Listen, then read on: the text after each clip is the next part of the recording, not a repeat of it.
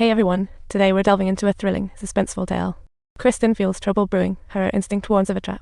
She rushes her girlfriend to pack and flee, but in this chaos, suddenly distracted by the fireplace's tick-tock, Chris hurries to the cabinet. She gingerly opens the cabinet and is stunned to find only a box of photos. Kristen flips through them, eyes widening. Subtitles: she found intimate photos of Rossi with other blacks, even you ending and a waiter. Wow, an unexpected big family photo. Clearly, she's not Ross's first black boyfriend. A chill runs down Kristen's spine, but just then she spots Rossi standing at the door, and all she can do is act cool and ask Rossi for the car keys. However, Rossi can't find the keys. Kristen has no time to waste. She rushes downstairs with her luggage, finding little Dean waiting with a metal rod. Ross's parents, who were previously welcoming, suddenly do a 180. Kristen's mood takes an. At this point, Rossi drops the act, leaving Kristen with no choice but to force her way out. Thanks to last night's hypnosis, she only hears the clink of a coffee cup, and Kristen drops to the floor like she's been struck by lightning. Her mind gets strapped back into an endless abyss, and when she wakes up, she's tied up like a burrito on the basement couch, desperately struggling to free herself. Just then, the TV miraculously turns on, revealing Ross's grandpa on screen with an intro.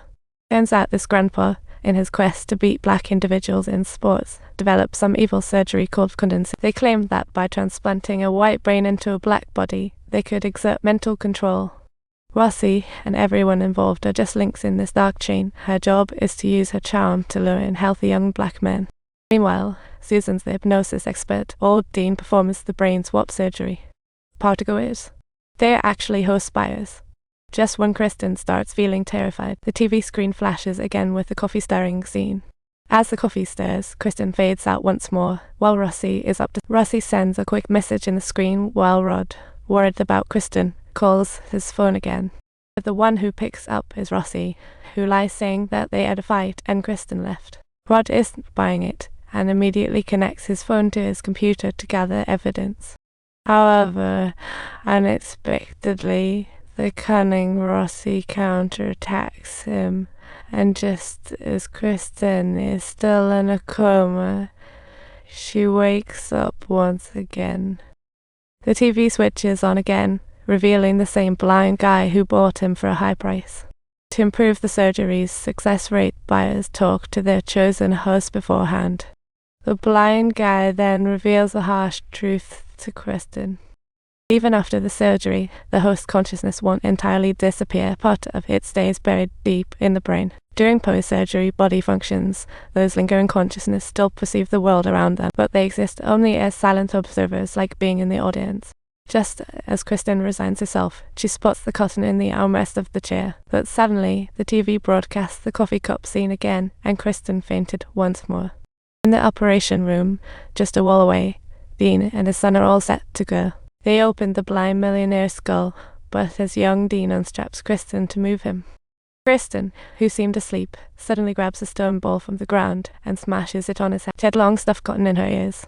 Young Dean, hauling Kristen, was slow to return. So, he drops the millionaire to check it out.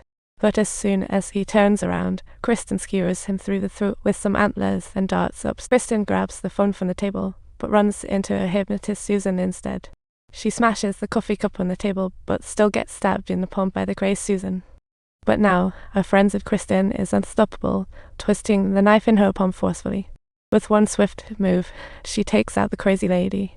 Just when she tries to escape, not quite dead, little Dean lunges at her. Kristen gathers all her strength, yanks out the doorstop, and stabs little Dean in the mouth. Enraged, she then serves him. Next, Kristen swiftly grabs Dean's car keys, floors the gas, and speeds away. While calling 911, she accidentally bumped into a rushing maid, recalling her tragic childhood. After struggling, she carried the injured maid into the car. Meanwhile, Rossi, who's upstairs hunting for prey, arrives with a shotgun in hand. Upon seeing the maid getting in, Rossi lowers her gun. Sure enough, as soon as the maid regains consciousness, she and Kristen begin wrestling. It turns out she's Ross's grandma. The out-of-control car crashes into a tree, and the maid is instantly killed, while Kristen is badly. Just when she thought she could catch her breath, Ross's bullet whizzes past her ear. Kristen can only muster the last remnants of her strength to push forward. But at a critical moment, she gets tackled by the black grandpa.